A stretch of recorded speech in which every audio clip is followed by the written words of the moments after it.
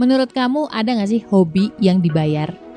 So buat kamu yang hobi sharing dan pengen dapat penghasilan tambahan, coba deh bikin podcast di First Story. Tinggal rekam, upload, dan udah deh otomatis terdistribusi ke banyak platform podcast. Pembayarannya gak pakai ribet, akan ditransfer otomatis ke rekening kamu. Udah buruan daftar di firststory.me, jangan sampai ketinggalan. First Story. Gue kelihatannya ngomongnya hahi ya, tapi sebelum gue ngonten itu selalu gue bikin riset dulu. Terus mengkontemplasi terlebih dahulu kira-kira apa sih yang bisa gue relatein, karena kan nggak bisa gue ngomong secara teori doang. Nah sebelum kita lebih jauh membahas tentang gimana sih tujuan akhir kita yang berhasil, itu kan sebelum sampai ke sana itu mungkin pembahasannya kan harus ditarik mundur dulu nih. Tujuan hidup kita tuh apa, ya kan? Banyak orang bilang bahwa tujuan hidup kita ya ibadah gitu. Bisa nggak mendefinisikannya atau memaknainya? Karena kan kalau ngomong doang secara redaksional, diksi dan kawan-kawan itu tidaklah sulit. Ibadah adalah bla bla bla gitu kan.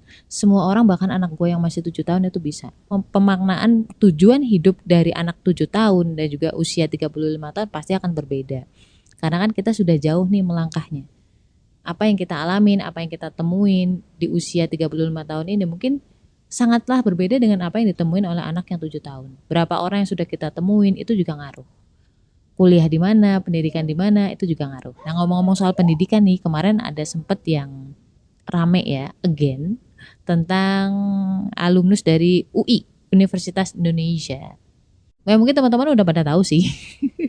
Kayaknya trending juga di Twitter. Aku nggak tahu apakah dia memang sengaja menulis seperti itu, benar-benar yang dari jiwa, dari hati, atau memang dia cuma pengen viral. Kita kan nggak pernah tahu intensi seseorang ya. Maksud hati dari seseorang kita nggak pernah benar-benar tahu. Kita hanya bisa memprediksinya atau memprasangkakannya. Assalamualaikum. Gimana kabar lo? Alhamdulillah. Apakah lo lagi ngerasa kesepian atau sendirian? Kenalin, gue Ria Marliana, teman healing lo di podcast Self Healing. Di sini kita bakal ngobrol bagaimana sih belajar berdamai dengan luka, tentu aja atas izin Allah Subhanahu wa taala. Semoga Allah sembuhkan lukamu, ringankan bebanmu dan kuatkan hatimu. Gue bacain dulu ya. Bener-bener stres dan gak bisa diterima akal sih ceritanya. Saya melamar kerja di PT PAL, BUMN ya. Saya lulusan UI Teknik Mesin 2022. Saya beserta teman-teman ada 15 orang. Tapi dikalahin sama bapak-bapak umur 30-an. Bapaknya juga hanya lulusan STM plus sertifikat welding dan pengalaman kerja di Italia, Eropa, tepatnya di Fincantieri. Ngomongnya apa nggak tahu. Dan yang bikin nyesek, tanpa training dan langsung nego gaji aja.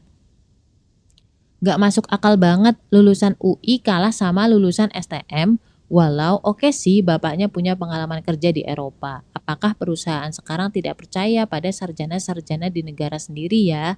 Ini malah bapak-bapak ijazah cuma STM diterima. Kita akan telaah dulu. Kita akan telaah dulu dari redaksional bahasanya dia. Yang pertama, benar-benar stres dan gak bisa diterima akal sih. Nah ini harus dipahami teman-teman ya, terutama teman-teman yang masih di bawah usia 30 tahun. Akal seseorang ketika dia masih berusia sekitar 7 tahun atau 12 tahun itu wajar, agak seragam ya. Apalagi kalau sekolahnya di sekolah yang sama. Tapi ketika lu udah mencuat, udah keluar dari namanya pendidikan, lu mungkin bekerja di suatu perusahaan, lu merantau, sudah ada konsentrasi tersendiri, entah marketing kah, entah programming kah, entah sipil kah dan kawan-kawan, kamu akan paham bahwa logika berpikir seseorang itu dengan orang yang lain bisa berbeda, ya kan? Jadi kalau dia bilang gak bisa diterima akal, itu adalah akal dia sendiri. Menurut gua, akal gua di posisi gua 36 tahun dan sudah kemana-mana ini, asik, sudah kemana-mana cuy. Menurut gua masuk akal. Walau oke sih bapaknya punya pengalaman kerja di Eropa. Jadi sebenarnya dia sudah mengakui bahwa ada sisi yang dia kalah di situ, yaitu pengalaman. Yang mana bisa jadi nih pengalaman itulah yang dibutuhkan oleh perusahaan. Jangan terus kamu menyimpulkan salah kesimpulan. Artinya ketika lu tidak diterima di sebuah perusahaan, artinya lu jelek. Enggak. Kadang yang namanya jodoh gitulah ibaratnya. Nyuruh sewu ya. Si cowoknya nggak ganteng, ceweknya cantik. Kadang-kadang orang mikir, ih kok si ceweknya mau sih gitu kan. Cewek itu menemukan apa yang dia butuhkan di cowok itu. Entah itu humorisnya kah, entah itu tajirnya kah, ya kan. Tidak hanya sekedar mencari yang ganteng seperti halnya logika kita. Ada satu lagi yang perlu gue tambahin, karena banyak orang yang belum tahu tentang ini gitu. Salah satu kunci rezeki adalah kita memandang baik orang lain. Tidak pernah memandang bahwa orang lain itu adalah pesaing. Salah satu waktu mustajab untuk berdoa, yaitu ketika melihat nikmat yang ada pada orang lain. Gua share doanya di deskripsi ya. Mungkin si anak ini sudah lelah banget dalam mencari kerja. Akhirnya terus ketika dia mendapatkan satu penolakan yang mana dia udah harapan besar banget masuk ke sana, nggak keterima. Dan itu akhirnya kemana-mana. Cenderung orang-orang akan menyalahkan semua pihak kecuali dirinya. Selama lo masih menyalahkan orang lain atau kondisi atau keadaan, bahkan masih menyalahkan ketetapan Allah, bisa gue pastikan lo gak akan pernah move on. Dan lo gak akan pernah bisa mengambil hikmah. Karena urutannya mengambil hikmah, lo harus ridho dulu atas ketetapan Allah. Ini sudah takdir Allah. Gue juga pernah berpikir seperti yang anak ini pikirin. Anak ini lulusan kuliah mbak, anak-anak.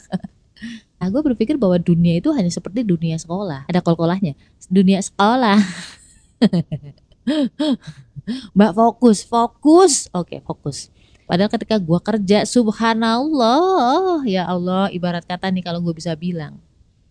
Dunia kampus, dunia pendidikan, ketika kita kerja ya, apalagi kayak gue nih udah bekerja 10 tahunan, dunia pendidikan itu menyumbang tidak lebih besar dibanding 3%.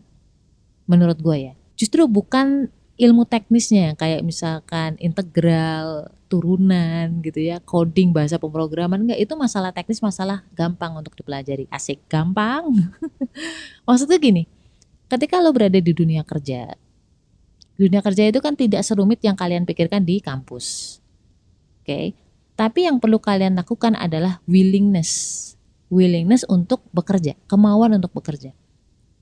Gue kasih contoh lah, kan gue lulusan komputer nih, gue kerja itu bukan di dunia coding, bukan bekerja di dunia IT justru, karena gue tahu selama 4,5 tahun, ternyata gue lebih enjoy ketika berhadapan dengan manusia. Jadi sebenarnya di dunia kerja kah, di dunia sekolah itu ada pola yang sama, pasti ada masalah. Cuman ketika di sekolah, ketika kuliah, ketika lu di organisasi, kita dilatih terlebih dahulu nih untuk menyikapi suatu masalah. Itu ya poin paling pentingnya, oke? Masalah ini bisa berganti-ganti, baik masalah ujian kalkulus atau mata kuliah sistem digital, ujian bisa beda-beda. Tapi bagaimana cara kamu menghadapi ujian itu yang dilatih di sekolah atau di pendidikan. Every single day kita itu sebenarnya adalah ujian untuk menyikapi suatu masalah. Dan bener lah ketika gue kerja di perusahaan asing ya, itu teman-teman gue kebanyakan adalah lulusan luar negeri dan bukan hanya S1 cuy. S2 luar negeri, apakah jaminan mereka bisa bekerja? Belum tentu. Kebanyakan mereka hanya berpikir tentang egonya masing-masing, kayak berpikir gue ini S2, posisi gue adalah ini, gue harus mendapatkan yang terbaik, gue tetap harus dapat gaji. Itu yang menjadi penghalang. Karena apa? Ibarat kata, lu naik bus, ada banyak orang di situ. Kan kita bagaimana caranya biar bis ini bisa sampai ke tujuan? Ya semua orang itu memiliki tujuan yang sama, membantu gitu. Kalau misalkan bisnya itu macet, semua orang itu saling bahu-membahu untuk memperbaiki bis itu biar bisa jalan lagi. Nah, banyak kan orang dari kita, entah dia S1, S2, S3 dari lulusan manapun, itu tidak ada jaminan dia punya willingness seperti itu, punya pemahaman kayak gitu. Mereka hanya punya ijazah, yang mana ijazah itu hanyalah tanda bahwa lu pernah sekolah di sana. Itu aja. Tapi lagi-lagi di dalam dunia kehidupan, termasuk dunia kerja, bukan itu. Lu mau datang dari mana aja, yang penting ketika perusahaan punya masalah, kita bersama-sama memperbaiki masalah ini. Jangan berpikir tentang diri lo sendiri, jangan berpikir bahwa aduh kuku gue rusak, makeup gue luntur, mereka harusnya nurut sama gue lebih pinter. Nah itu adalah ego masing-masing orang. Justru bis yang tadi rusak itu gak akan jalan gitu. Ngerti gak? Jadi teman-teman gak usah sombong lalu baru lulusan apa sih? Baru lulusan UI. Lulusan ini gua pernah bekerja dengan orang-orang yang lulusan S2 luar negeri. Mereka nggak bisa kerja, nggak bisa kerja. Mereka nggak bisa menyelesaikan masalah. Endingnya gue sendiri yang repot. Berarti lu bisa kerja, Mbak.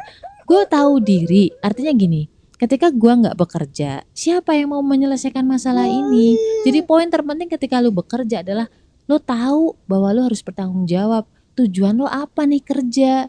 Apakah mencari gaji doang? Ya kan? Apa bedanya lu sama kebo? Apa bedanya lu sama burung? Apa bedanya sama ayam yang mana hidup hanya mencari kepuasan perut lo sendiri? Kenapa kita dibikin jadi manusia? Karena kita harus memberi value. Memberi value, mendapatkan value. Memberi value artinya memberi manfaat kepada orang lain atau perusahaan lo. Dan juga lu juga bisa mendapat manfaat bukan hanya dari sisi materi, tapi juga dari sisi pengalaman, dari sisi skill kamu nambah. Kalau misalkan lu kerja isinya cuma ngegibah-gibah doang gitu kan, ngeluh-ngeluh doang, ya lu nggak akan nambah value hidup kamu juga. Buat apa lu masih di situ? Lu mau kisah misalkan udah usia 60 tahun atau 55 tahun udah menjelang pensiun, tapi tingkat kedewasaan kamu dalam menyikapi masalah, menyikapi kekecewaan seperti usia 25 tahun. Ya rugi usia lo. Di rumah aja kalau misalkan ada orang yang cerewet doang, ngomel-ngomel itu kesel nggak? Masalahnya kelar nggak? Enggak. Orang yang ngomel-ngomel dan dia bisa ngelarin masalah aja kita masih kesel. Apalagi orang yang bisanya ngomel-ngomel doang, nyala-nyalain orang doang. Gini, kalau dengan ngomel-ngomel kamu bisa menyelesaikan masalah 5 hari contohnya. Bayangin kalau misalkan lu nggak ngomel-ngomel. Pasti lebih cepet kan, lebih efektif dan nggak memberat-berati hati lo. Nggak memberat-berati hati orang lain yang ngedengernya gitu. Ngerti gak? Ini gue nggak mau mengeneralisir ya, artinya paling 1-2 orang aja di antara kaum Gen Z. Kaum Gen Z yang dewasa juga ada, juga banyak, tapi mereka mungkin cenderung silent. Mereka cenderung diam. Jadi tidak bisa kita bilang bahwa oh lulusan UI kayak gitu ya, nggak bisa kayak gitu juga. Orang yang merasa dia udah paling tinggi, udah menyentuh langit, kayak katak dalam tempurung. Padahal ketika tempurungnya dibuka, lumayannya jauh, ya ampun lu nggak ada apa-apanya. Jadi menurut gue, orang yang beneran pinter itu semakin tahu bahwa dirinya itu nggak pinter. Malu beneran, serius malu. Coba renungin lagi deh, ketika lo lulus, lo bisa kuliah, bahkan lo mungkin berkarir tinggi, itu sebenarnya karena siapa sih? Gua nemu nggak cuma satu kasus di mana orang ini nih, orang yang sudah hebat banget menurut banyak orang, dia tuh ada kesombongan. Bahkan kesombongannya tuh nggak ditunjukin ke orang, dia hanya merasa lebih tinggi atau lebih baik, lebih keren dibanding orang lain. Dan biasanya kalau orang itu baik, nggak berapa lama setelah itu Allah bikin dia tidak nyaman di tempat itu, di kerjaannya kah, di tempat belajarnya kah. Akhirnya kenikmatan itu Allah ambil. Beneran, dijatuhin langsung sama Allah. Justru itu berarti Allah sayang, Allah masih negur kamu. Dosa kesombongan itu tuh dosa besar. Ya kan? Karena apa? Karena semua itu tuh milik Allah. Tiba-tiba kamu klaim itu milik kamu karena kepintaran kamu. Ingat kan kisahnya si Korun, ya kan? Dia merasa dan dia bilang, dia sampai bilang loh, si Korun ini sampai bilang bahwa dia tuh bisa kaya karena kemampuan dan kepintarannya dia. Akhirnya apa? Allah tenggelamin semuanya sak korun-korune, termasuk harta bendanya yang seabrek itu, prestasinya itu, ke dalam bumi. Jadi menurut gua, lo lulusan terbaik dari mana pun, lo ijazah S3, S4, S5, S6, S7, S8, S9 sampai S1000, itu hanya menunjukkan lo pernah sekolah di kampus itu, tapi tidak pernah menjamin kamu bisa kerja atau enggak, kamu arogan atau enggak, lu punya karakter yang baik atau enggak. Pentingnya beradab sebelum berilmu, ngerti? Ya, karena ketika orang gak beradab dikasih ilmu, jadinya sombong, ya kan? Padahal sebenarnya sejatinya nih, ilmu itu Allah ciptakan buat kita agar semakin merendah di hadapan Allah, agar semakin bisa bermanfaat di sisi manusia yang lain. Oke? La haula wala quwata illa billah. Stay love and assalamualaikum warahmatullahi wabarakatuh. Kenapa sih golongan darah B itu pelupa? Susah banget ingat nama. Orangnya juga cuek, gak pekaan, gak perhatian. Kenapa coba? Bedah itu semua dari buku cerita tentang karakter golongan darah B dengan judul Beauty in a Beast. Order sekarang, link di bio ya. Buat teman-teman yang pengen nambahin cerita gue atau pengen nanya-nanya, boleh banget klik link komen di bawah. Di bawah mana? Di deskripsi box.